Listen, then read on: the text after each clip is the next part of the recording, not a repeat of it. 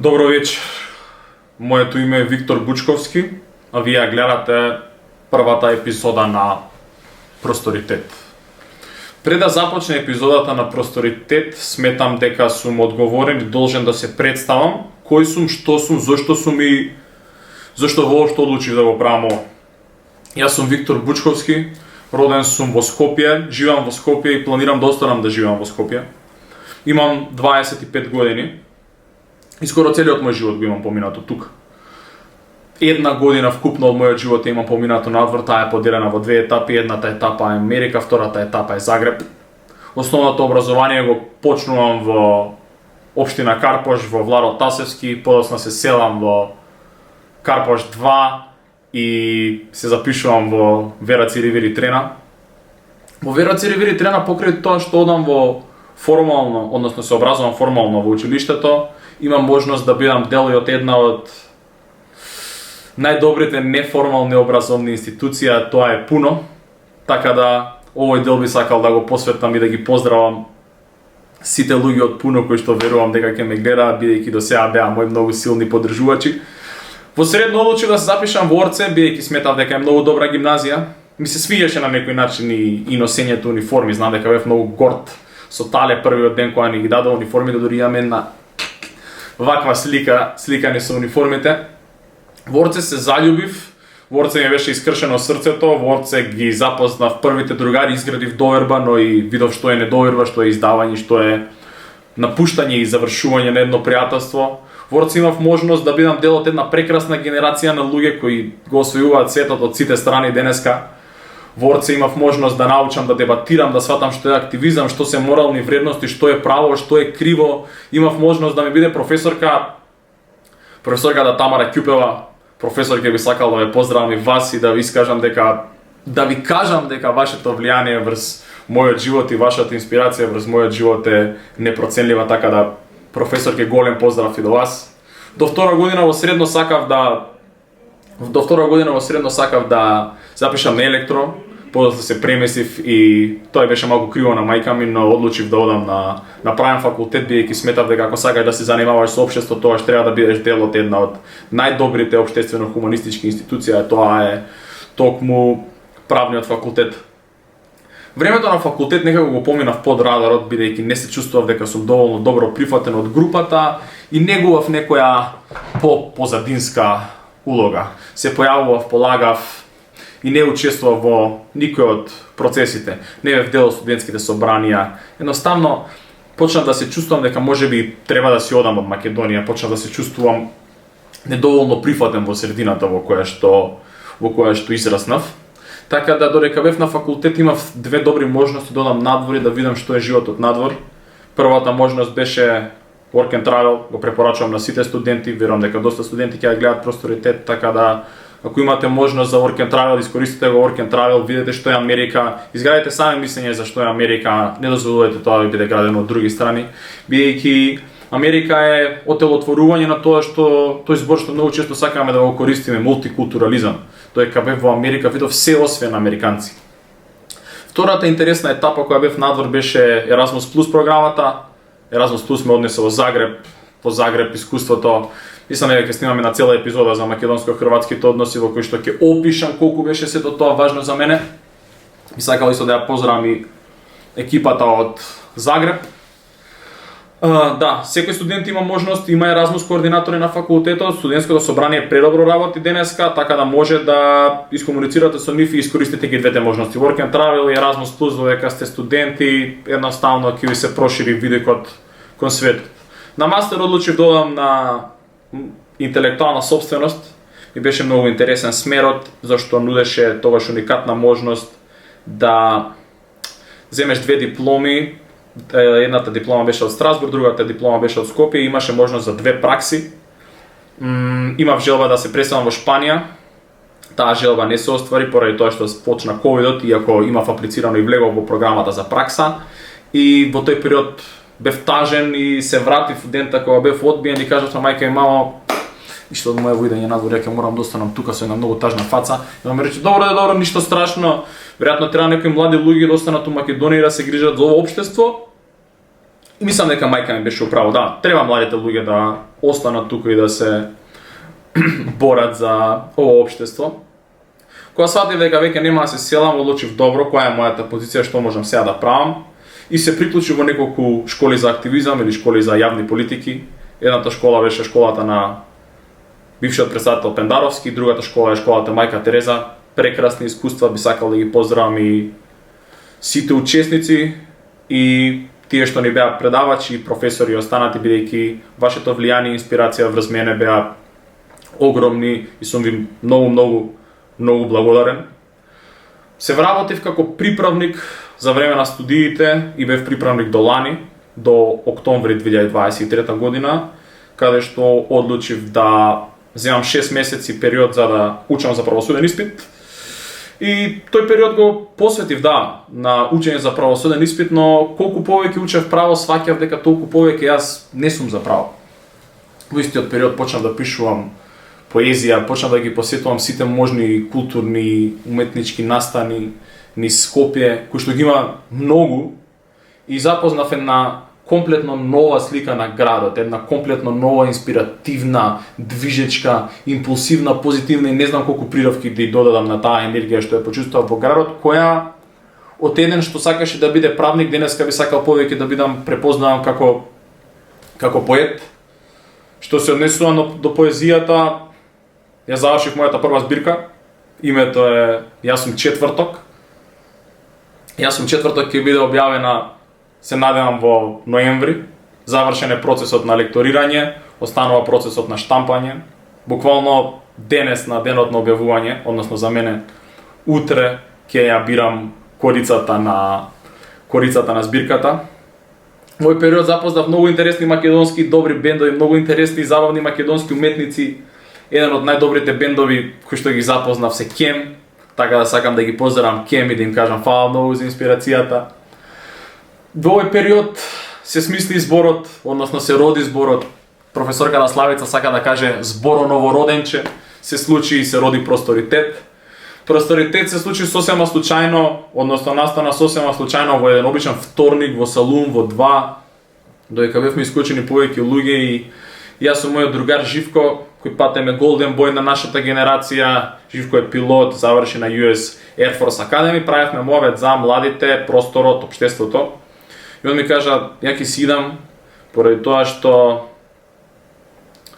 ни недостасува простор за просперитет.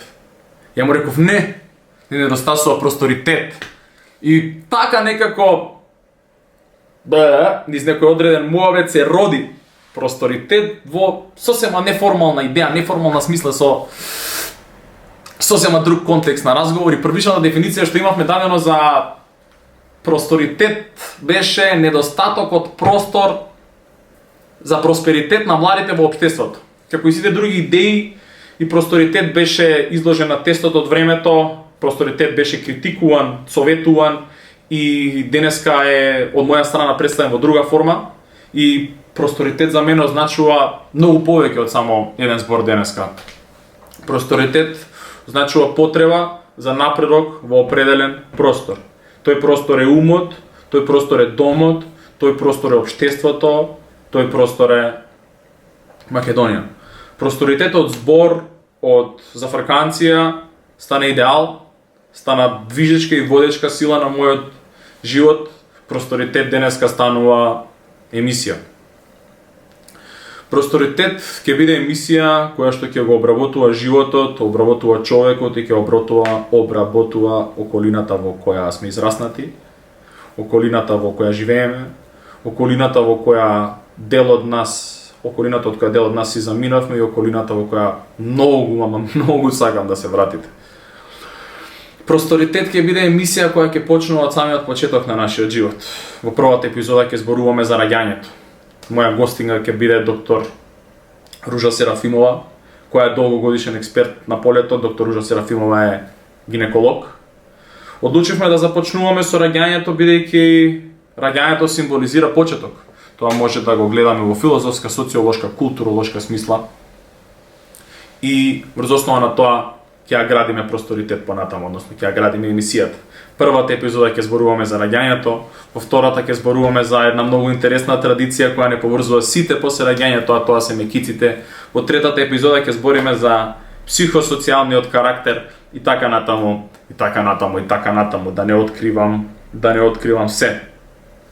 Ми сакал да им се заблагодарам многу на моите пријатели, на сите, на тие што не се дружиме веќе поради одредени причини, на тие што се дружиме се уште. Сакам да им се заблагодарам на целото мое семејство што во ниту еден момент не пробаа да ме предомислат, туку само ми рекоа теј прави што знаеш, или мајка ми многу добро знаеше тоа да ми го каже: Виктор, сам си го комплицираш животот. И да, ова може да е еден од најкомплицираните, но и најинтересните и најентузијастичните проекти и проектите во кои највеќе верувам што сум ги почнал во животот. Просторитет е моја независна емисија, но не ја работам сам, бидејќи ништо не може да се направи сам. Јас сум човек кој не верува во индивидуализам и сметам дека индивидуализмот е нешто што е увезено и не одговара на нашето македонско општество. Просторитет го работам со моите другари Курти и Анастасија, и тука е нашиот дизајнер Скам, која направи таа прекрасна анимација која видовме, која ќе ја гледаме на секој почеток и на секој крај на нашата нова емисија. Просторитет е поддржан од мојот другар Викса Славковски. Викса фала што веруваше и е поддржан од Feng Shui Buddha Shop. Feng Shui Buddha Shop е фамилиарен бизнис кој се наоѓа на улица Никола Тримпаре 61 или 56. Тоа е улицата спроти Кашмир кафе, тука кај Тото на Ленинова, во тој цел дел нов жив град, жив мини град. И е продавница која продава полудраги камења, фенг шуј орнаменти, миризливи стапче и многу други интересни производи. И секако оваа мајца не ја носам случајно, нов бране, нов македонски бренд, и мислам дека многу се одветствува со нашата идеја, бидејќи ние сме новиот бран на нашето општество и нашата генерација, генерацијата која ги носи промените. Друга работа што морам да ја кажам е тоа дека сите сме почетници ова, значи сите што работиме правиме за прв пат нешто вакво и тоа ни дава една привилегија, а таа е привилегијата да сме носители на правото на грешка, што значи дека веројатно ќе направиме многу грешки во целиот процес, но тоа не значи дека треба да бидеме осудувани, или па можеби значи дека треба да бидеме осудувани и да го почитуваме различното мислење, или со еден збор да имаме разлико прифаќање. Се надевам дека ќе ви се допадне Просторитет, се надевам дека искрено ќе не поддржувате и се надевам дека евентуално ќе го оствариме Просторитетот. Поздрав, уживајте.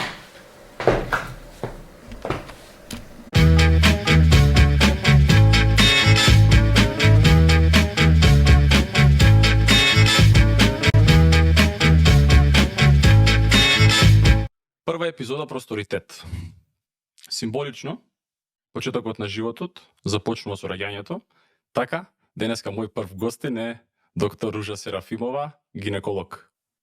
Добре дојдовте и ви благодарам што верувавте во идејата и сте моја прва гостинка. Многу ви благодарам, че сме. Се надевам дека ќе ги заинтересираме слушателите. Да. Темата е многу интересна и многу убава. Секое раѓање на нов живот е преубава работа, така да се надевам и нашата тема ќе биде интересна. Ќе им донесе информации на идните мајки, на сегашните мајки. Целта на нашата средба денешна е еден мал допринос, едукативен можеби повеќе, еден мал допринос во здравственото образование, односно репродуктивното здравје на жената за време на бременост. Ке почнеме? Но и многу други фактори би рекол. Сега јас секако символиката беше почнувањето на идејата, почнувањето на Просторитет, почнувањето на животот, но мислам дека е добро да бидеме свесни и не само за мајките, туку и целиот дел од општеството дека треба да биде свесен за што значи бременоста и колку многу фактори влијаат на самата бременост, дека не зависи само од мајката, туку сите како општество дека треба да бидеме многу посвесни за тој период и сметам дека треба дополнително да се информираме. Да, сигурно дека мајката не можеме да изолираме, туку е тој Просторитет е исполнет и со општеството, со средината во која што она обстојува, работи, со домот, со обкружувањето нејзино, а и едно од најтешките работи со самата себе, со сите промени што се случуваат за време на бременоста, почнувајќи од веднаш од првиот ден на концепција па до раѓањето и уште поинтересно и побитно за неа и нејзиното здравје и после породувањето.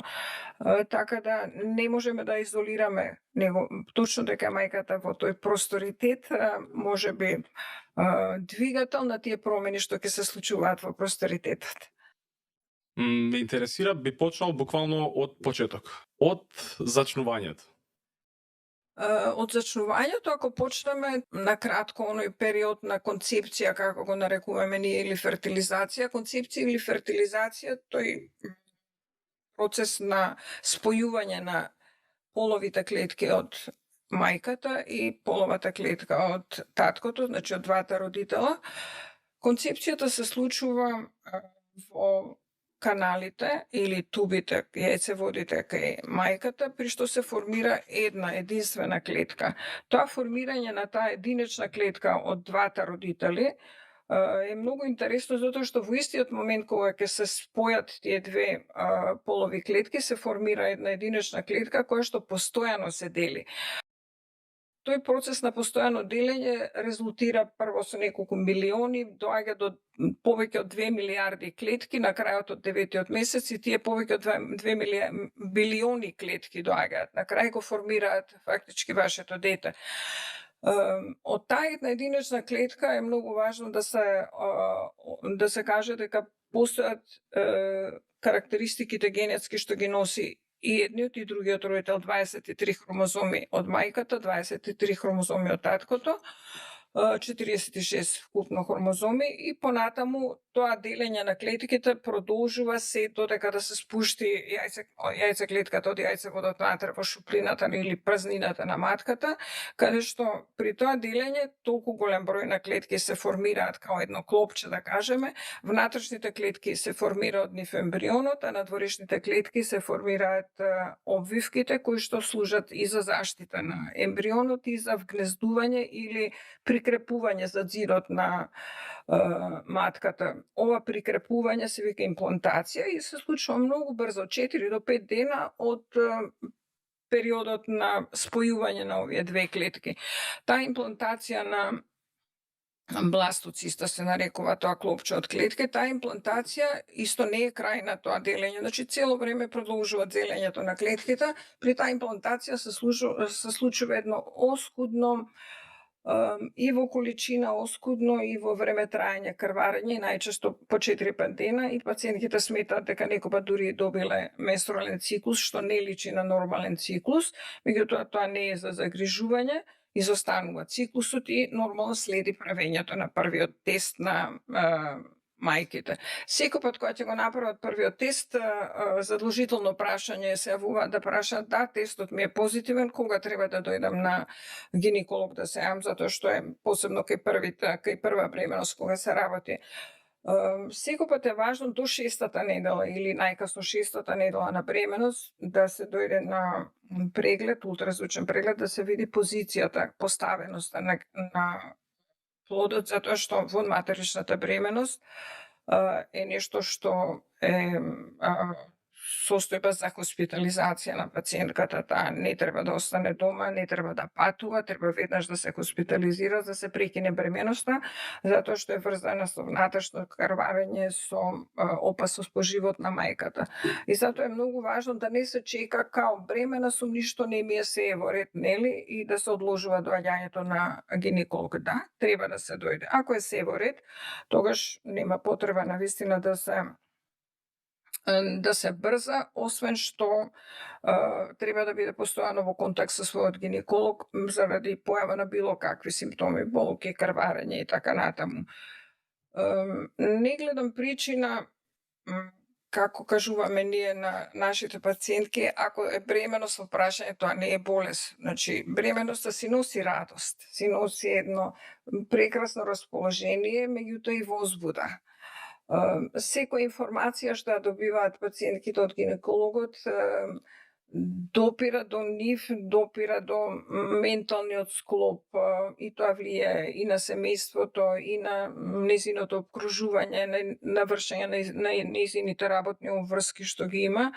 Така да овој период на формирање или органогенеза кај ембрионот е многу важен да мајката биде спокојна, да не биде изложена на стрес, да не биде изложена на дејство на хемикали, испарливи супстанции, отровни материи, да не има токсични лекови, да не биде во контакт со болни особи, да не биде во контакт со вируси, посебно алкохолот, цигарите, значи веднаш треба да се откаже од второто кафе, да се откаже од палење цигара. Значи тоа е периодот помеѓу 6-та и 8-та?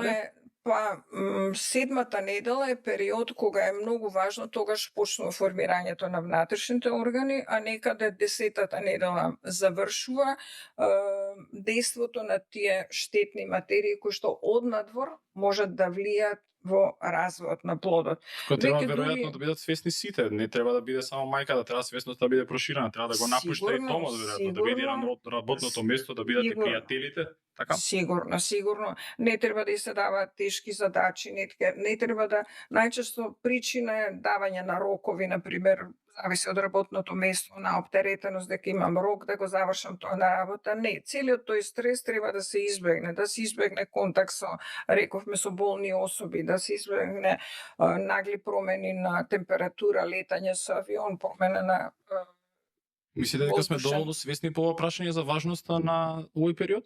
Па ја мислам затоа што младите мајки прашуваат секој дали можам дали треба да одам на работа, си ја кажуваат својата професија, со што се оптеретени. Мислам дека се свесни за тоа. А од другата страна, например, на сопругот, семејството, работодавецот, мислите дека и оние ја сваќаат сериозноста на овој период или тоа останува само во рамките на мајката и гинекологот? Па морам да ги пофалам, да кажам дека во посебно последните неколку години, дека ако пациентките кажат дека се бремени, навистина имаат разбирање од колегите, од колективот. Многу ретко се случува ако кажат дека се бремени. Има разбирање од колективот и дека сепак се чувствуваат на некој начин поштедени. А што станува збор за оние жени што не се ни свесни дека се во тој период бремени? Зашто тоа е се уште на почетокот, тоа е скоро месец и пол, втор месец? Тоа е ризик, затоа што тоа се случува најчесто кај пациентките кои што немаат редовен циклус и кои што и се очекува да доцне циклусот и не се свесни дека имаат дека се бремени, меѓутоа не мора да го прават тестот, затоа што знаат дека и за нив е нормално да касни менструацијата, меѓутоа сепак самата состојба им покажува дека е, што би рекле, нели, друго стање или друга состојба. Веднаш ќе се чувствуваат поинаку, сите симптоми оние на чувствување на замор, на пресензитивност, преосетливост, гадење, мачнина, осетливост на мириси. А што е последицата доколку не се внимава на овој период? Колко е влијанието? Влијанието зависи од изложеноста, на што све се изложени, изложеноста на контакт со вируси, бактерии, токсични лекови. Тоа директно влијае врз детето или има и влијание и врз мајката и врз детето? Секако дека има влијание врз фетусот кога е во прашање органогенеза и затоа секој пат се инсистира на тоа, ако веќе била пациентката во контакт со некои тератогени супстанции или обкружување кој што како што е озрачување и така натаму, се инсистира да се направи пренатални тестови или пренатална дијагноза. 10-та недела на бременост е завршување на дворешните влијанија, веќе не можат да влијаат во пореметување на здравоста на органите, да кажем. Тогаш се намалува и самото чувство на мајката на гадење, на мачнина, на киселини и така натаму. Во 10-та недела се прави пренаталниот тест, кој што буквално добиваме ДНК, се одвојува, се сепарира ДНК на плодот од ДНК на мајката, од крвта на мајката се вади и се добива кариотипот од плодот, се детектираат хромозомските аномалии и ако има потреба се прекинува, ако инкомпатибилно со живот се прекинува бременоста на време. Или подоцна, ако е тоа веќе многу доцна, па се прави амниоцентеза од 15-16 недела до 22 недела. Што следува после овој период? Ние ја делиме бременоста на 3 триместри, од 9 месеци викаме 3, 6 па 9. Првиот еве вака, да кажам накратко го поминавме, вториот најмногу се плашиме од првиот нормално од спонтан побачај, вториот се плашиме од предвремено породување. Предвремено породување се плашиме затоа што се раѓаат деца со многу ниска телесна тежина, па долго време треба да поминат во инкубатор, нели? Тоа е стрес и за мајката и за здравјето на детето. Најчеста причина е предвремено прскање на плодовите обвивки, без плодова вода не може долго време да обстане и предвремено отварање на грлото на матката. Инфекциите се тука најчесто причина за Случува прскање. тоа често? Да, се случува, затоа што ако не се прават предходно микробиолошките анализи, ако има присуство на некој од бактериите, уреоплазма, микоплазма, кламидија или стрепто, колка и така натаму, за секој пат треба да бидат брисевите чисти, за да бидеме безбедни дека нема да дојде до таа компликација. Значи, вториот триместар ни е за недоносено или предвремено родено бебе ризично и третиот е веќе пред породување 36 недели кој ќе направи пациентката, веќе секој ден може да се породи, тука веќе не ни е битно дали ќе се породи 36 или 40 недела. Тој период, тоа не би сакала многу да го обработуваме денеска, сакам за убави работи повеќе да зборуваме. Тука е таа епихагестоза кога постои едеми, П протеинурија и Х хипертензија, еден синдром на 3 фактори кои што навистина го загрозуваат и животот на мајката пред се, исто така и на плодот, што се карактеризира со покачен крвен притисок, со покачени протеини во урината и едеми или отоци. Сето тоа треба да се мониторира, да се предвиди, дури денеска технологијата и техниката нова дозволува да тие состојби се предвидат, да се видат на време кај мајката и колку може порано да се интервенира, дури се завршува пребеноста пред време во интерес на здравјето на мајка. Јасно. Ме интересира останатите фактори, односно во целиот овој период се менуваат и многу навики на мајката. Се менуваат навиките на исхрана, навиките на вежбање, се менува изгледот на телото, се менува режимот на спиење. Какво е влијанието во овој период, ќе кажам, на стресот од секојдневниот живот и како влијае наглата, односно директната промена на навиките врз животот на мајката во тој период? Целата состојба на друго стање или друга состојба на бременоста, самото тоа е стрес за мајката, на некој начин позитивен стрес, затоа што се радува, нели, дека ќе биде мајка, се радува на новиот живот, што ќе се случи во семејството. Меѓутоа, од друга страна, не можете да направите баланс од оној стрес, дали се ќе биде во ред, дали бременоста ќе помине како што треба. Дополнителен стрес е за мајки кои што имаат лоша историја со предходно спонтани абортуси или со предходно лошо завршена бременост, патолошка бременост. Тоа е дополнителен стрес за мајката и уште повеќе оптеретеност за како што ќе се случи со оваа бременост. Значи, стресот е нешто што не може да го избегнете за време на бременост. Меѓутоа, треба секој пат да се разговара со мајката на кој начин може тоа да го менаџира, да кажем, на кој начин. Која води најчесто мајката низ овој процес? Дали тоа спаѓа во улогата на гинекологот? Мене ми е јасно дека гинекологот е тука да се грижи за што се случува внатре во стомакот, но што се случува за оние нешто кои се надвор, односно во надворешниот дел од светот. И дали тука улогата на гинекологот е важна за тоа како мајката ќе се носи со новите промени? Знаете што, не можете вие да го одвоите менталното здравје од физичкото здравје на една особа, а најмалку на бремена жена. Значи, ако кажеме по дефиниција на Светска здравствена организација што е ментално здравје, значи тоа ментално здравје не е само отсуство на болест на некој орган, туку е општа благосостојба. Во таа општа благосостојба спага свесноста за своите способности и можности, можноста за извршување на секојдневните обврски што ги имате, можноста да бидете продуктивни во својата работа кога одите на работа и можноста нели да допринесувате и за општеството и за околината во која што сте. Сега, сето тоа за време на бременост не може да не се измести. Сите тие можности што вие треба да ги имате да допринесете и за семејството, и за себе, и за општеството, сигурно дека е променета состојба. Меѓутоа, да, тука сте во право. Гинекологот треба да се грижи за гинеколошкото, за репродуктивното здравје и на мајката и на плодот. Меѓутоа, менталното здравје треба да го препознаете на време, ако веќе и самата пациентка се пожали дека се однесува, дека е подепресивна, нерасположена, лошо спие, лошо се храни, значи мора да водиме сметка, мора да има добар сон, мора да има чисти оброци, здраво да се храни, мора да се движи. Бремена жена не треба да лежи цело време, напротив, тоа е нездраво да лежи, таа треба да се движи, треба да пешачи. Во денешно време има фитнес за бремени жени и се знае кога пулсот ќе се покачи повеќе од 140, дека не сме притисокот да биде над 140 веќе, тоа нешека треба да престане, дека тоа за неоптеретување, дека не сме, тогаш се случува хипертермија, се прегрева, хипертермијата му смета на бебето.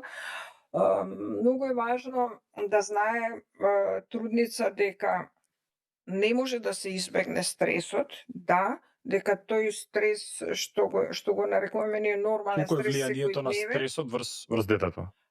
Видите, влијанието врз стресот треба да има стрес, секојдневен стрес е, например, да се соочувате со работни обврски секојдневни, со купување, со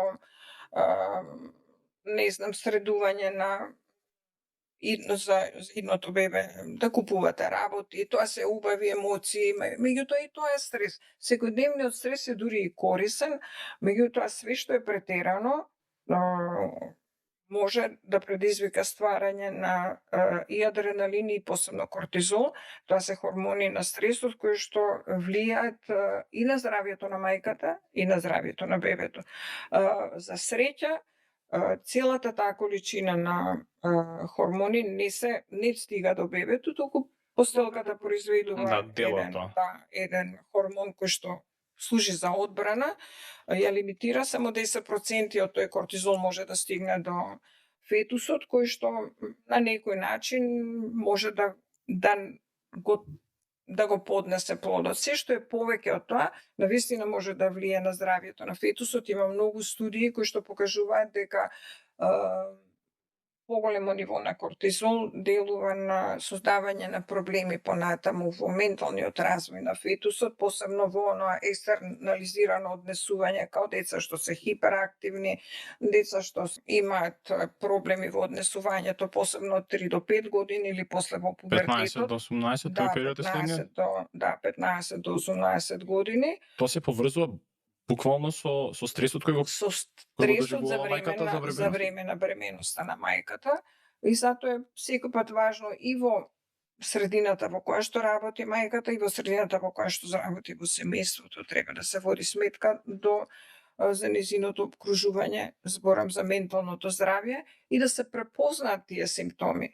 Мајката не може да не ги покаже тие симптоми на анксиозност, на депресија, на вознемиреност, на ненаспаност, кога ќе ви се пожали трудница дека не спие, дека не може да јаде, тоа значи дека нешто се случува, и тука стои она што секој пат зборуваме, мора да постои соработка помеѓу психолозите, психијатрите и гинеколозите, значи ние кога ќе препознаеме трудницата дека има навистина така, сигурно дека треба стручна помош да побара, да соработуваме заедно со нив. Благ стрес или секојдневен стрес е дури корисен, вика, за бебето, затоа што тој предизвикува стварање на окситоцин. Тоа е еден хормон кој што спаѓа во групата на хормони на стрес, на среќата, нели, и дури помага за полесно поврзување оној однос, релација мајка-бебе. Меѓутоа, континуиран стрес, макар и поблаг, значи континуиран хроничен стрес, тоа е веќе проблем кој што мора да се одрази на здравјето на мајката и на здравјето на детето. Инаку, као благ стрес, кога се ќе кажеме, тоа не Значи можеме. благо стрес може да представи позитивно, па добро се на некој начин и тремата е стрес, па е позитивна трема. Па е позитивно, Со имал затоа стрес што пред вие- најубавите нешта, слуша, да, секако е различно, секако е Да не биде различно. сега стресот да го направиме као Да, јасно ми е тоа. Ме интересира сега, што станува збор, мислам, што се случува со сексуалните навики за време на бременост? Кој е советот тука, мислам, кога Има ваѓаат мајките? многу, да, има многу табуа околу тоа дали треба да се прекине со интимните односи за време на бременост, особено да кажам не. Тоа е лична одлука на двата партнери. Тука најчесто е проблем таткото, односно сопругот. Многу интересно, они се многу поплашливи, затоа што сметат дека тука нешто може да му наштетат на бебето, нели? И се врзуваат за тоа. Сега тука ја прескакаат мајката, дали она има потреба од интимен однос или не, затоа што се плашат дека тоа може би ќе му наштети на бебето, значи она не е битна сега, битно е бебето. Од друга страна, секој пат се плашиме, нели, од пренесување на sexual transmitted disease, пренесување на бактерии кои што и било какви инфекции кои што се важни за да не се случи предвремено прскање на плодовите обвивки, да не дојде до предвремено породување, а секако некои од тие микроорганизми се одговорни за оштетување развој на аномалии на плодот. Така да тука постои таа бариера, дали треба да има или не, и мислам дека повеќе бариерата ја прават татковците. Дефинитивно не постои, ако е се во ред, нели, не постои забрана за имање односи, како што и не постои оправдување кога ќе се каже дека пациентката пуши толку години, дека она навикната на цигари нејзиниот организам и дека она треба да продолжи да пуши, и тука не. Нели? Рековме второто кафе исто да се избегнува, не треба постои табу исто дека она треба, затоа што е бремена, она треба да лежи, рековме дека мора да има физичка активност и дека е тоа Пешачење во најмала здраво. рака. Барем 1 час пешачење во најмала рака, исто така физичка активност секако и движење и секој пат они прашуваат дали да спијат на страна, да не спијат на грб пациентките, да има тука и причина физиолошка, нели, затоа што тежината на самата матка прави намалување на васкуларизација на... А дали бременоста влие врз либидото на жената? Да, дури во еден период, верувам, прашувате за здрава трудница.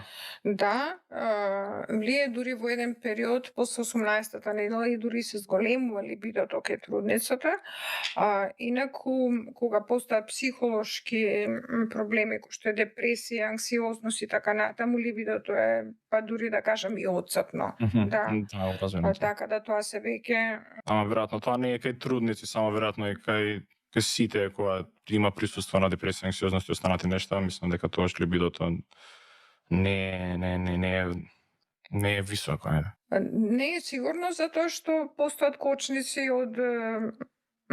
од менталниот склоп за време на бременост, секако дека се менува менталниот склоп на трудницата, меѓутоа мислам дека ако самата може да ги постави границите до каде она може да се контролира во таа состојба што е променета и дека нема потреба од помош, и тоа и најчесто така завршува, да биде само свесно, мислам дека нема да има никаков проблем. Значи, мајка ми која била трудна со мене, спремала докторски, патувала на 2 месеци до Нови Сад и ми имаше кажано дека кога ќе било многу мачно, например, работела сега докторски математика и работа. Видите, многу ми одговара, тогаш имаше едни либенски и скопско 0,33, ќе се напиев по некоја либенка, ќе испушев некој цугер и таман бев. Така што сега според тоа што го збориме, значи сигурно имало влијание ова врз работите што сум ги направила 2 до 5 години и после имало да, така, до 15 до 18 што сум направил, така да се што сум направил 15 до 18 Има оправдување. Да, има оправдување некој. Еве има тука студии и од Калифорнијскиот универзитет и од Копенхаген кои што велат дека навистина си делува на она екстернализирано однесување кај децата во тој период. Многу големо алиби И- ово кој ќе им кажеме се што си направил 15 до 18 години, ако мајка ти била под стрес, значи не си крив ти за тоа, не, тоа е И многу. на причина од некој друго време, значи од време ше пред да Така е, тука. точно. Дали ги подготвувате мајките за периодот кога доаѓа, мислам, кога треба да бидат свесни дека ќе одат во болница? Мислам, дали тука се буди свесноста дека не одат во хотел и дека болницата не може се, добро, збориме за државните болници. Значи дека тоа е едно место каде што веројатно може во моментот на пораѓање да има и повеќе жени во истата представа. Мислам, и поставуваат тие прашања, се комуницираат тоа или? Јас секогаш дури премногу го нагласувам тоа дека не треба да очекуваат дека затоа што посебно кога е приватна болница, не очекуваат дека треба таму да бидат како во хотел во кој што треба да се одморат, не, затоа што никој пат не знаете прво кога ќе се случи, кога ќе почне породувањето. Може да се почне во 1 сат, во 2 сат ноќе, во 3 сат сабајле, значи тука нема математика и не е она време кога вие сакате, кога мислите дека вие сте одморени и вие сте спремни. Нормално во тоа време може да се случи да има 3, 4, 5 пациентки што се пораѓаат во исто време. Прво вие структурата на тие што се породуваат не можете да бирате. Значи имам пациентки кои што се не толерираат болка, па едноставно, баш народски кажано, се дерат непотребно, а не ги боли многу.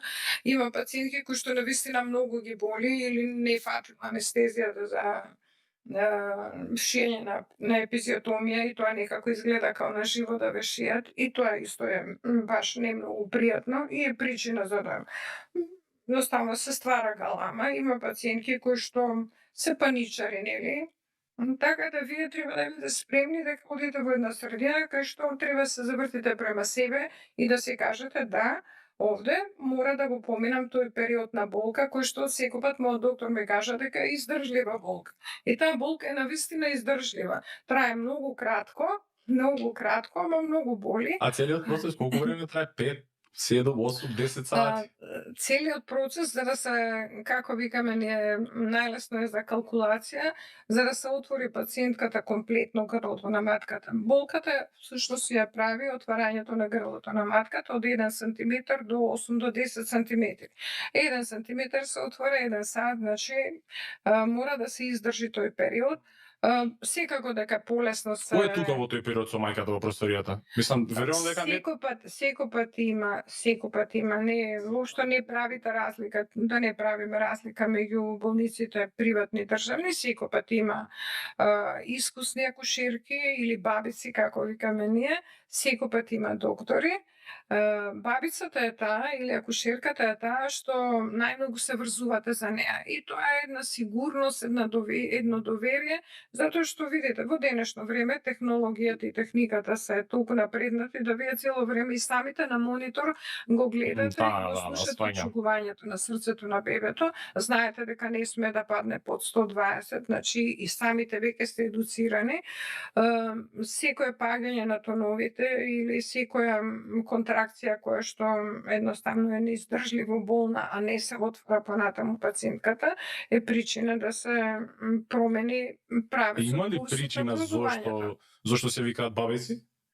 Па јас исто сум размислувала, мене ми е многу симпатичен тој израз. Бабици се викаат затоа што се заради искуството, ради довербата што ја стекнуваме кога е искусна бабица до вас. Не е битно што имаме млади бабици, тие се искусни. Таму постојат млади бабици, значи само на гинекологија. Али бабици затоа што баба значи искуство, значи чувство на доверба и на едноставно вештина и некоја сигурност ви даваат, они се цело време покрај вас. Докторот е тој кој што ќе процени кога треба да се промени курсот на породувањето, можеби треба да се оди И ако се отвора пациентката, сваќам. како што треба хитно да се оди на царски рез, ако страда плодот нормално, нели? Ако се влоши состојбата, дали е тоа пад на кислородот, дали е пупчена врвса околу врати и така натаму. Така да сепак бабиците се тие кои што даваат една безбедност. А како се одлучува дали ќе се оди на царски рез или ќе биде пораѓањето природно? Тоа може еден момент да го смени. Значи тоа не може Не да може биде... жената да има избор пред да се породи да одлучи, ја не сакам да може. се бидам царски Не рез. може да има избор. Не, тоа воопшто не за дискусија. Значи, прво ја мислам дека секоја жена сака природно да се породи, затоа што тоа е еден процес кој што би требало така да биде.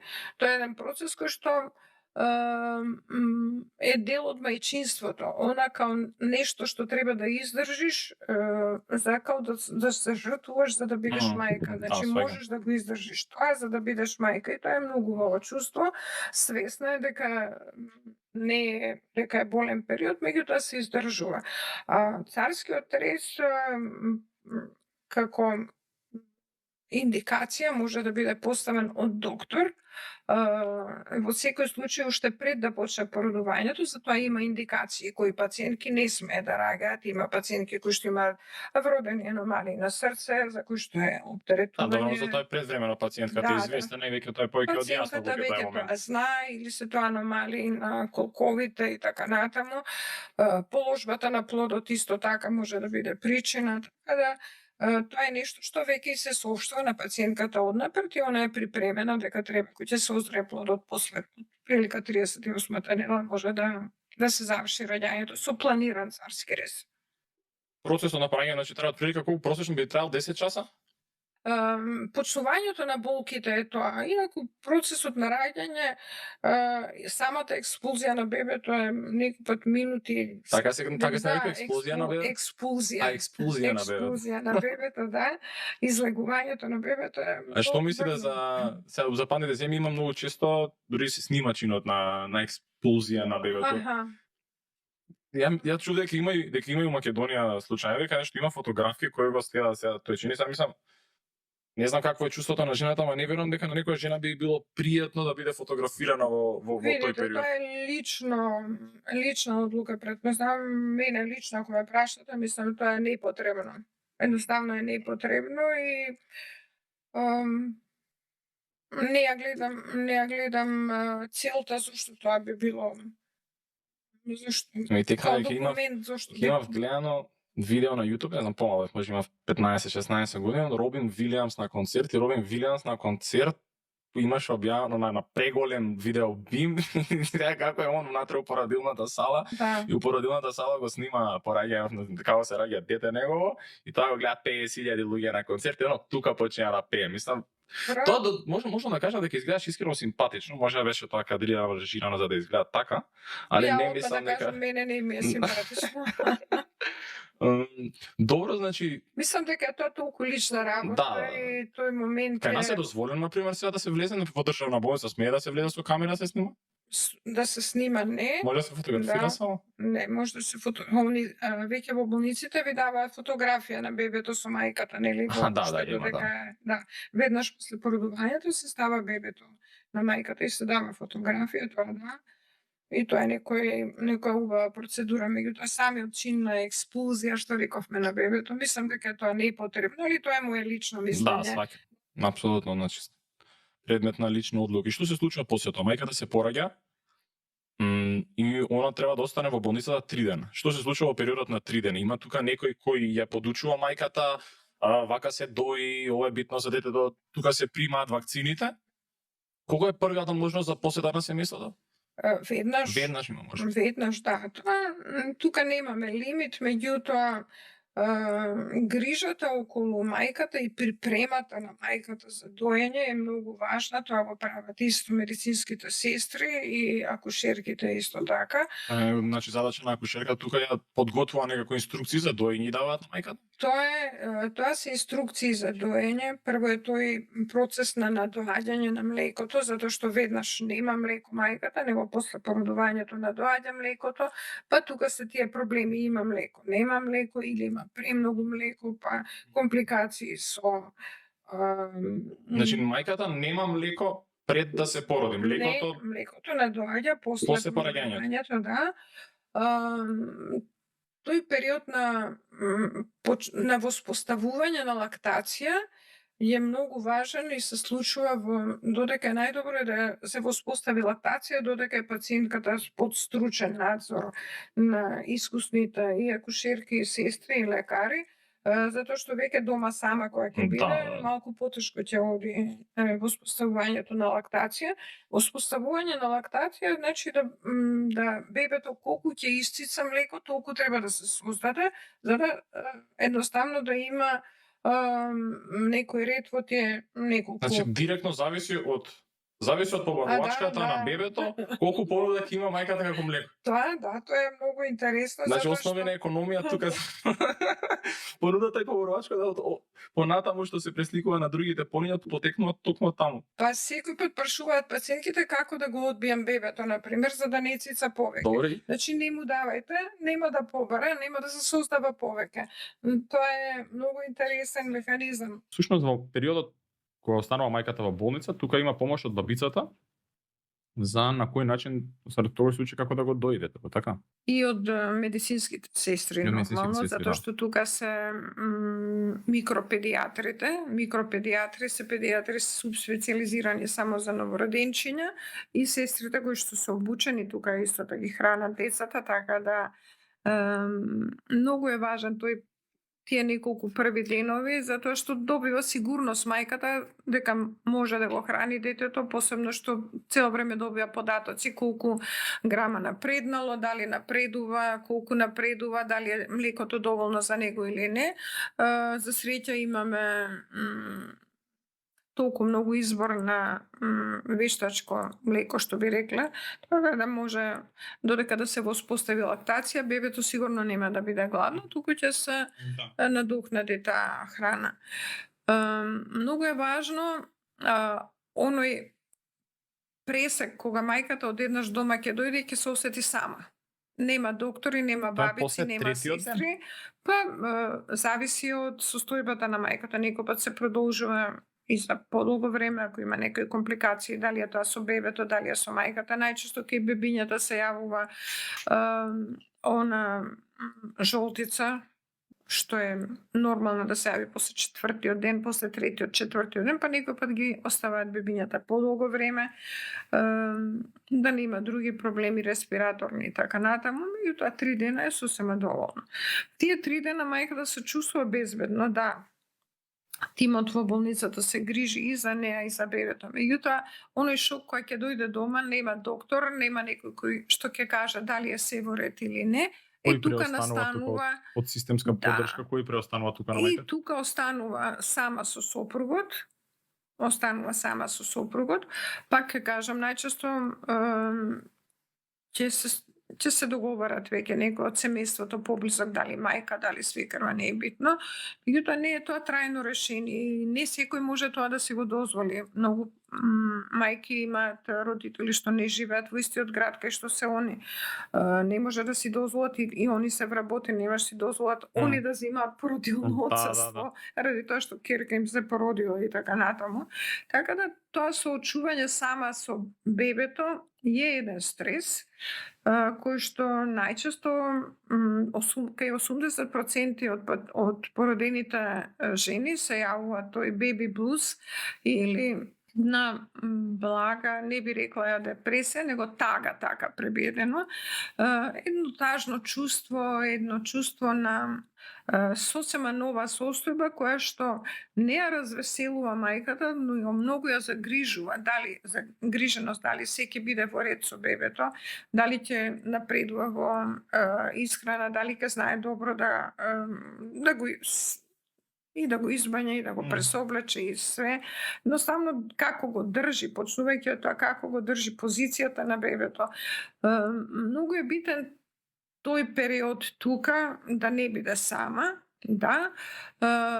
Добро е што кога ќе се јават тие симптоми на беби блуз, секој пат викаме кај 80% од пациентките се јавува, исчезнува како што доаѓа. сам по себе така исчезнува тој. Во кој период исчезнува? Колку време треба помине? 1-2 недели, ако трае повеќе од 2 недели, веќе зборуваме за друга состојба, тоа е веќе постпартална депресија. Али ако тие симптоми исчезнат, она добие сигурност во себе, почнува сама да се снаоѓа, го бања, го храни бебето, гледа дека бебето спие, дека е весело и така натаму. Тука е исто многу важна улогата, тоа што разговаравме за патронажните сестри. Зошто се викаат патронажни сестри? Па, патронажа, тоа доаѓа веројатно од зборот као контрола, некоја врста на контрола, да ги проконтролира како го чуваат бебето и убаво е кога ќе ве искара патронажната сестра, не треба така да го држиш, кога ќе ве искара не го доиш како што треба. Значи има ви влева некоја сигурност, ви кажува што треба, каде грешите, што правите. Патронажните сестри сите им се радуваат на патронажните сестри кога ќе дојдат, да, затоа што буквално се преслушуваш себе си што правиш и како правиш. Тука секој пат ја го наметнам прашањето дали има потреба, јас тоа е лично моје мислење, сметам дека има потреба и таткото да биде присутен тука. Да, апсолутно. Да. Мислам, кога учев за правосуден испит, сега кај нас во законодавството е регулирано дека на таткото му се дава татковско отсуство само од 7 дена, само во посебен случај може да добие отсуство од 14 дена.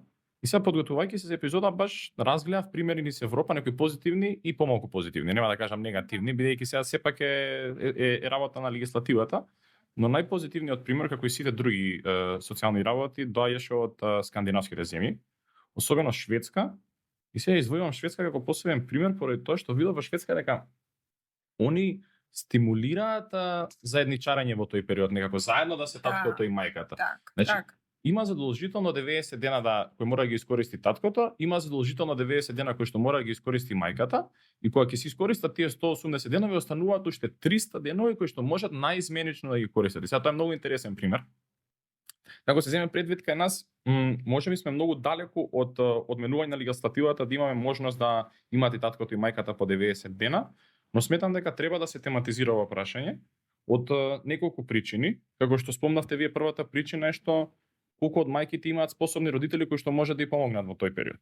Да, ги имаме тука патронажните сестри, ама патронажната сестра веројатно доаѓа еднаш и таа дава еден момент на смирување, не може да се ослони тука реално мајката на системска поддршка. Третата работа тука може колку луѓе имаат привилегијата да платат некој да биде во тој период со нив. И четвртата работа е колку од мајките можеби не ни живеат веќе во истиот град кај што се родителите, можеле пак родителите не се живи, не станува само збор за или мајката има уште едно дете дома. Апсолутно. Има уште едно дете кое што дете исто треба грижа, нели? Апсолутно. И сега тука мислам дека треба да се тематизира прашањето да му се даде на таткот барем 40 дена татковско отсуство. Апсолутно се сложувам, затоа што видите, во тој период, прво, мајката, зашто викаме до 40 дена или 6 недели, треба да биде под мониторинг. Значи, додека да се врати организмот на мајката во нормала, додека да престане крварењето, додека да се собере матката, додека е тој период на психички да се адаптира во состојба кога она не е наспана доволно, не се храни доволно, значи нема добар сон, не е добро, не се храни добро, едноставно она треба дел од обврските што не се битни да ги прескокне или обврските што може некој друг да ги направи, некој друг треба да има до неа да му ги даде, значи треба да биде свесна дека треба да се растерети од непотребните обврски за да има време за сон, за да има време за одмор, за да може да биде здрава, за да може да му се посвети на бебето. Сега, ако биде сама тие 40 дена, ако нема до неа никого, сепак, како да ви кажам, мора да и се одрази и на менталното здравје и на физичкото здравје, затоа што нема да биде наспана, нема да биде отворена, нема да се храни како што треба, цело време ќе биде под стрес ради тоа дали што се случува со бебето. Секое нејзино излегување надвор, дали е тоа она да оди на доктор ако има некој проблем или треба бебето да го однесе на контрола за да се за регуларен follow-up, ќе биде треба сопругот да бара ден од работа да излегува, не може сама да отиде до таму, нели? Или ќе биде и он загрижен на работа, нема да биде продуктивен, ќе мисли што направила мајката, што се случува со бебето. Значи логично е дека не треба да биде сама. Барем во првите 40 дена, барем месец дена да Да, и кажем. не станува збор Да. само за оние мајки што ќе се соочат со беби блуз, постпартална депресија или останати некои проблеми ментални, за практични причини сепак е многу нова состојба за целиот дом. И сега во тој период веројатно полесно ќе биде навикнување на новата состојба и таткото ако има можност, Така. премалку е една недела, што е една недела? Мислам во една недела количка не може да се купи во тој период, додека просторијата на звукот на собата веќе е различен, не може да се привикнат на тоа. Така. Затоа сметам дека темата треба да оди чекор подалеку и да се тематизира и на повисоко ниво, бидејќи на тој начин ако и таткото во тој период дома, на мајката ќе се даде можност да се приоритизира себе. Поради тоа што што мислите за тоа, доколку мајката не се приоритизира себе во тој период, веќе е проблем за целото семејство. Ако она не се приоритизира себе си, значи за да биде бебето добро згрижено, мора да има здрава мајка. Значи пред се здравието на мајката е многу важно за да води грижа за бебето, за да има доволно млеко, за да може да го храни, за да може да го чува. Сето тоа си повлекува, ако она не е здрава, си повлекува проблеми кај таткото. Значи таткото ќе биде исто, затоа што видите да се разбереме постпартално, ова беби блуз се јавува и кај таткото, не само кај мајката, па постпартална депресија понатаму ако продолжи таа состојба, да кажам, на анксиозност, на немир, на несоница, на губење апетит и така натаму, сигурно дека ќе се одрази на здравјето и на бебето. Не може да се води грижа соодветна за дете ако сте вие во состојба кога не можете да се справите со новонастанатата состојба. Голем проблем е, исто не го спомнавме, посебно кога се работи за прво дете. Оној момент на поврзување, на емотивно поврзување на мајката со бебето, истото тоа се случува и емотивно поврзување на таткото со бебето. Знаете, оној момент кога сам се преслушуваш себе си, чекај го, сакам ли ја ова дете или не, истото тоа се случува, значи и со таткото и он во таа новонастаната состојба некој пат некои реагираат на поинаков начин, но само сака да излезе од дома, не може таа состојба да се носи со таа новонастаната состојба, сака да излезе, да не биде дел од таа состојба, што е исто лошо, што е исто за терапија. Значи, постпарталната депресија е нешто кога најголем проблем во постпарталната депресија е она чувство на неповрзаност со новонастанатата чедо, да кажам, со бебето што ви е дома. И за тоа треба многу работа. Тука дури навремено да се препознае состојбата, мора самата мајка да си го мајката мора да е свесна. Да биде свесна, да си го каже проблемот и да си побара стручна помош од психолози, ако треба и од психијатри. Не е тоа голем процент на постпартална депресија што се јавува кај пациентките, анксиозност, депресија, па некој пати баш она отсуство, да кажам, од социјалниот живот, неинтересирање за ништо, дури не се хранат, не спијат добро, тогаш веќе стварно треба да се побара помош. Околу 20% е на светско ниво нормално да се јави постпартална депресија, која што може да исчезне спонтано кога пациентката е свесна за тоа. Меѓутоа, ако прогредира состојбата повеќе од 2 недели, тогаш мора да се бара помош. Што се однесува до последната на потешка компликација психоза, тоа веќе е многу мал процент, само 2% на породените мајки имаат тој тип на психоза. Тоа е веќе нешто што го препознава гинекологот, затоа што во историја веќе имала поранешни состојби на такви психози и таа психоза веќе била надмината, за време на бременост не се дава тој тип на терапија и можеби и самото породување да биде тригер фактор, да се повтори, да се продлабочи малку психозата, тогаш се губи нели она чувство за поврзаност со реалноста, па мајката добива суицидни идеи, па исто така нагони да го повреди бебето. Тука е тоа апсолутно неповрзување на мајката со плодот и се смета во статистика дека причина за чедоморството или фетоморството е најчесто таа Неуспешноста се психоза. поврзана. Да. Колку време трае психозата? Кога се психозата, веројатно, за да се Тоа е катализира нешто како состојба не е, секој пат има корени од порано, не е предизвикана од самата бременост, туку може да биде бременоста тригер фактор да се продлабочи и да се влоши состојбата, али не можеме да кажеме дека бременоста е причина да се јави психоза. Постпартална депресија да, и анксиозност, али психозата сигурно има корени уште од пред забременувањето и тоа треба да се детектира на време за да се превенират и задолжително. Секој пат морам тоа да го нагласам. Тие пациентки мора да бидат под контрола, мора да дури и да се хоспитализираат за да се намали ризикот за повредување на бебето и да се бидат да поминат кризата, треба да бидат под континуирана терапија подолго време и да бидат мониторирани затоа што може да се повтори состојбата. Прашањето што го поставив претходно во однос на приоритизирање на мајката, сега не може да се каже приоритизирање на мајката пред детето, туку приоритизирање на бидувањето жена пред да биде мајка, го поставам од причина што сметам дека има еден тренд на мајки кои што, односно на жени кои што почнуваат да се препознаваат во светот само преку бидувањето мајка. И сега почнуваат да зборат во множина многу често. Напишавме домашна, добивме петка, некои други такви примери. Се забораваат себе си, него се као да се они реализирани преку успехот на бебето, што направиле со детето. Поради тоа што веројатно се детето нема секогаш да остане со мајката. И не треба да остане. Не треба да остане.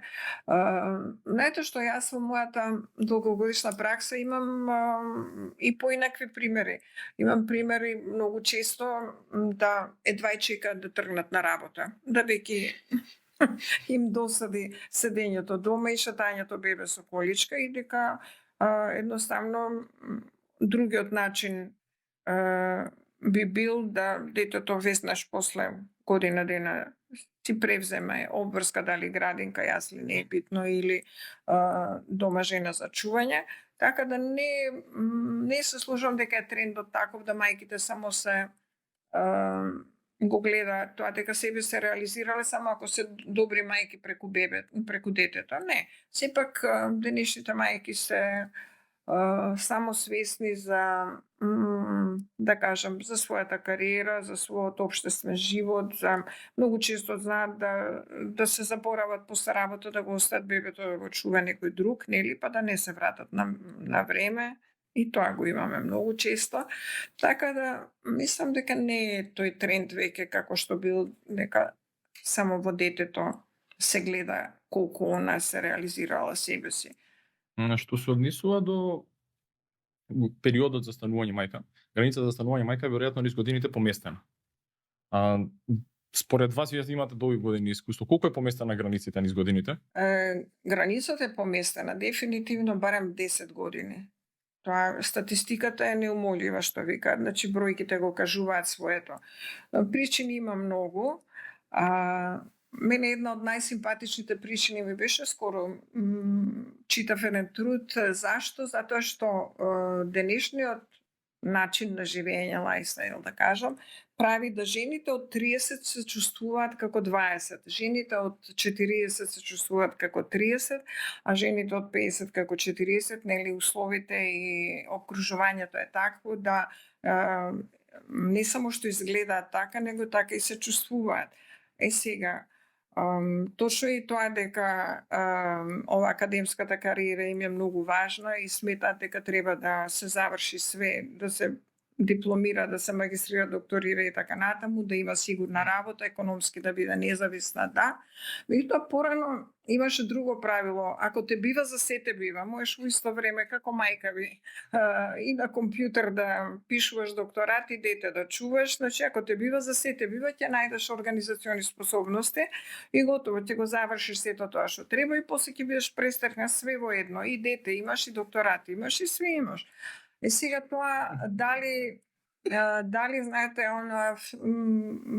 на 50 се чувствувам како на 40, тоа ме потсетува на она кога читате временска прогноза и ќе видите колку е температурата, вика, денеска е -5, ама е feels like +3 или +5. Сега, као ја имам 70 години, ама I feel like као да имам 60, нели? Сега, знаете како, тоа како се чувствувате е нереално во тоа како сте всушност биолошки, затоа што исто како и времето feels like +3, водата не може да замрзне, а у суштина мрзне водата, затоа што сте на -5 вие сте надвор на -5 и е ладно, а вие не се чувствувате дека ви е ладно. Меѓутоа не е исто така и јас се чувствувам, нели, дека имам 30, а имам 40, така да биолошка часовник си го прави своето, посебно што тоа е непобитен податок дека секоја жена кога ќе се роди, има одреден број на јајцеклетки што произведуваат јајниците. Значи часовникот се работи, тие се трошат. Како поминува времето, диплити се исцрпуваат јајниците и не само бројот на јајниците, туку и квалитетот на не само бројот на јајцеклетките, туку и квалитетот на јајцеклетките. Иако во денешно време можам да кажам дека навистина, мислам, и фармацевската индустрија, и технологијата, и медицината е толку напредната да можеме да го подобриме и квалитетот на јајцеклетките и бројот на јајцеклетките, така да сето тоа е бенефит, нели, за денешните мајки што си го одложуваат времето на... Мене мајка мина 35 години ми има. Да, супер. Одлично, тоа е одлично време. Одлично време. Сега, би сакал малку да отидеме малку друга насока, сепак се однесува на нешто што вие како гинеколог би можеле да го одговорите, но разгледував примери, сега тоа се актуализираше пред некоја година, мислам дека беше лани, се актуализираше во Шпанија прашањето на менструално отсуство. Аха. И сега разгледав низ кои земји на Европа се појавува тоа прашање, односно дали го има во некои други земји во Европа и ставив споредба во светот и видов дека во земјите во Азија го третира тоа прашање оддавна, дури во Јапонија од 1947 година има дозволено да има менструално отсуство кое е во 3 дена и тоа е со 100% покриено. На второ место беше Северна Кореја. Во Северна Кореја може да се зема 2 дена, 2 дена менструално отсуство, со тоа што таму беше намалено, имаше 50% од платата на мајката скратена во тие денови. И сега трет пример, некако, ајде нема да кажам дека адекватен, пошто не можам ја да кажам адекватен дали е примерот, но третиот пример беше од Замбија, каде што се дозволува на мајката од 1 до 3 дена, зависност колкави се проблемите што се соочува со својот менструален циклус. Многу е интересно прашањето од стручна гледна точка, затоа што ние секојдневно се соочуваме со такви проблеми во ординациите. Тоа е дисменореја, проблем на страшно болни менструации и многу големи обилни крварења, кога апсолутно пациентката е неспособна за работа, не може да ги извршува своите работни задачи и они самите кажуваат, јас не можам секој месец да идам да барам боледување за тие денови, едноставно идам на работа, а сум неупотреблива. Меѓутоа, тоа не можам да кажам, вие како правник може да го кажете. Да, апсолутно. Ја мислам го сметам како еден вид на боледување кој им припаѓа само на жените. Некако ја така го толкам, бидејќи се на незаконски го имаме правото да користиме боледување. Сега кога користам боледување, веројатно кога ќе го отворам боледувањето, тоа ми го отвара матичниот лекар, треба да имам веројатно некаков тип на диагноза и врз основа на тоа после работодавецот не може да ми го скратува мене правото на боледување.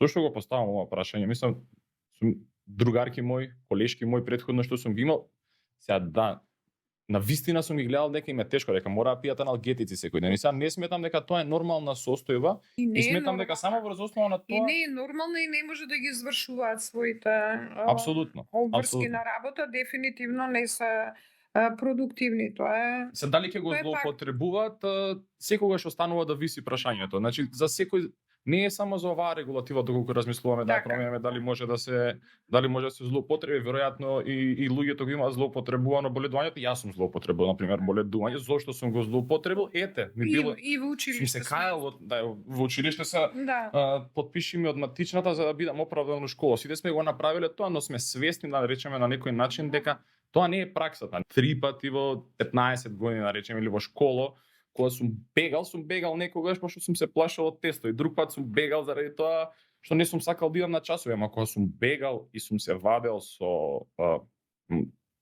потпис од матичниот, тогаш тоа не сум го практикувал толку. Не знам, некако мене може суеверен некако станував по тоа прашање. Си викам стварно кога нема да бидам добар, нема да можам да го искористам ова, па сега за да лажам. Така да сметам дека барем може да Тоа се е многу убаво како грижа за жената, барем еден ден што велите, како грижа за жената, затоа што во секој случај барем е на некој начин да се покаже пиетет према тоа што секој месец има некој проблем кој што на пример мажите го немаат, нели? апсолутно не може И- ни да знаат каков е проблемот, и не мислам може да не претпоставуваме. може. Да.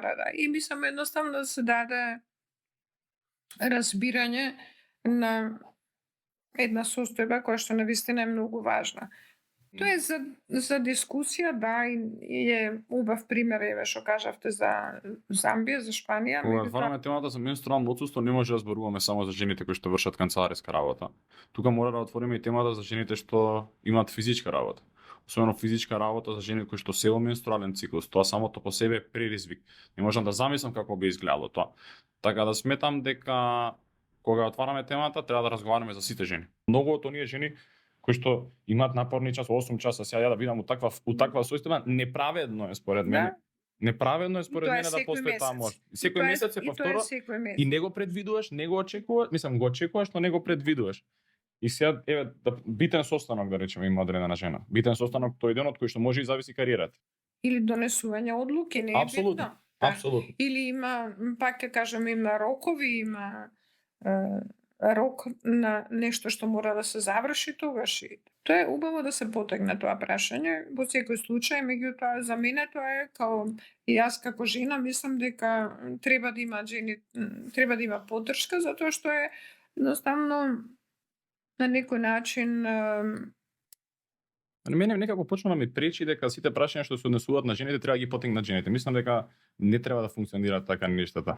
Тоа е како да се очекува сега дека сите прашања што се однесуваат на бебињата треба да ги потегнат бебињата или сите прашања што се Да. однесуваат на пензионерите дека да ги потегнат пензионерите. Значи не може да се чуе гласот и са. Мора да имаме емпатија, мора да одиме чекор подалеку од полот и тој кој што сме ние за да знаеме што се случува и на другата страна и да го подигнеме нивото на свесност. Јас пред да бидем и сила разговарав со една моја другарка, она е дел од комисијата за заштита и спречување од дискриминација. И сега кога отворивме прв пат темата за менструално отсуство, ја викам добро, зашто не била отворена на прва сега? Јас сум навикнат така да ставам жената пред мене, веројатно поради тоа што така ме научила мајка ме, а сега знам дека тоа не е праксата и на секаде из нашето општество, не само во нашето општество, туку и пошироко. И сега кога го отворивме прашањето, викам добро, зашто претходно не можело да се тематизира ова? Не стануваме ни збори за решавање. Значи, додека стигне како Да. тема, кога Да. го отвориме, треба да се додека обработи. стигне тоа до можна регулатива, тоа се години и години. И сега одговорот незин беше па веројатно поради тоа што регулативата на тој начин претходно е била напишана од страна на мажите и мажите веројатно не ни биле свесни кога се пишувала регулативата за што се случува на другата страна. Ја мислам дека нашата генерација тука некако се разликува Добро. и дека имаме еден чекор и степен на свесност повисоки и мислам дека доколку се грижиме за некои прашања кои што не засегаат нас, но директно влијаат врз општеството,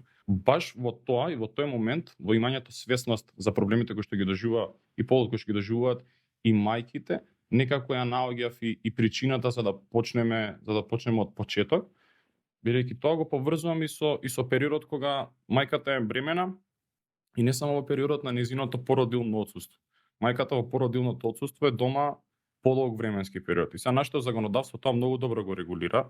Сега не го не регулира најдобро, но Македонија не е лош Сепак, пример. да. Македонија не е Да, лош пример точно, за точно. периодот на породилно отсуство кој го имаме, но мене ми се отвори едно друго прашање кога станува збор за тоа. Кај нас е регулирано дека на мајката е загарантирано да се врати на работното место и да ги исполнува истите работни обврски, односно да е на истата работна позиција.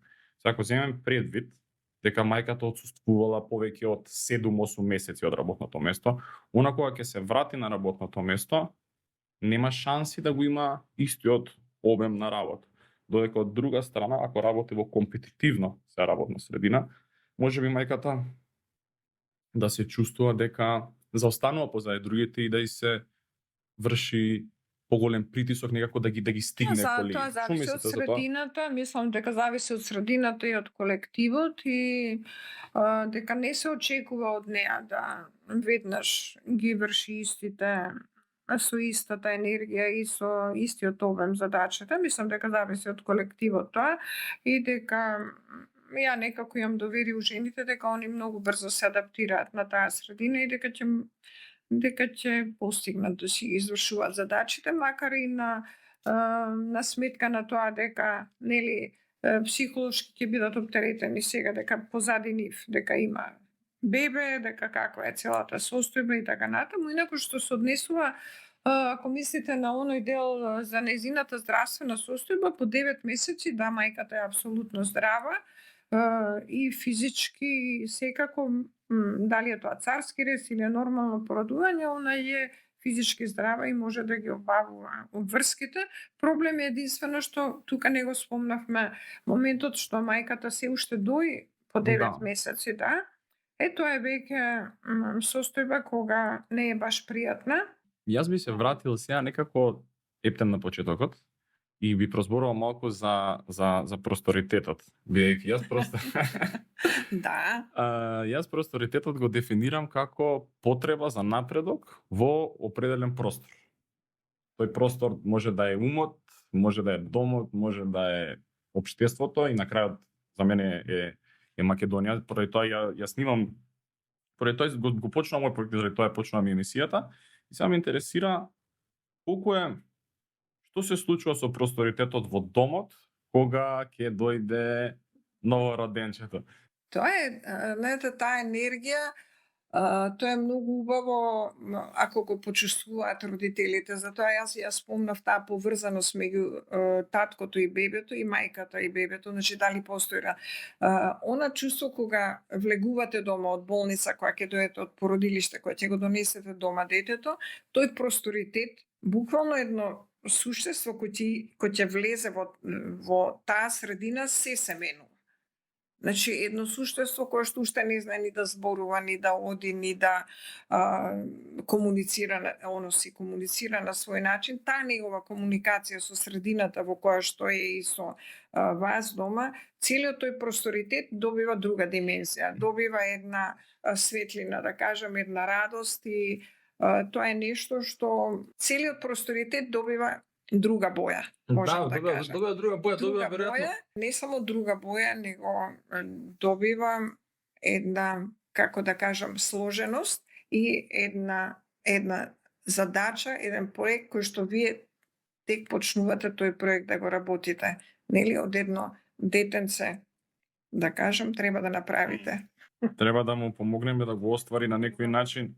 Да му дадете крила. Да, треба да му помогнеме да го оствари просторитетот, да му го изградиме тој простор кој всушност детето излегува од болница во 4-тиот ден и го освојува просторот во дома. Тоа е тоа како таа енергија, оно ја носи енергијата и тој просторитет го исполнува со енергија која што вие мора едноставно ви дава мотив за да си го промените животот во друг правец. Сакам да ви се заблагодарам што верувавте во оваа моја идеја, бидејќи сметам дека е многу тешко да се добие гостин како вас само на идеја, без да имам нешто опипливо да ви покажам, еве ова е идејата и планот, но ви благодарам многу. Идејата така почнавме, нели, само по себе си дојде што ќе содржи нашиот разговор и дури сега да така разговаравме многу работи. Си кажавме што ние сме ги планирале да ги кажуваме можеби порано, меѓутоа јас секој пат ве поддржувам вас младите и многу се радувам кога сакате нешто да допринесете за заедницата, нели, околу сите нас. Од друга страна, прво ми е многу драго што сум прв гостин, како викаат, приманота бене. Првото се памти и да ви посакам. Фала многу. Се најубаво. Фала ви многу. Ви благодарам вас што ме поканивте.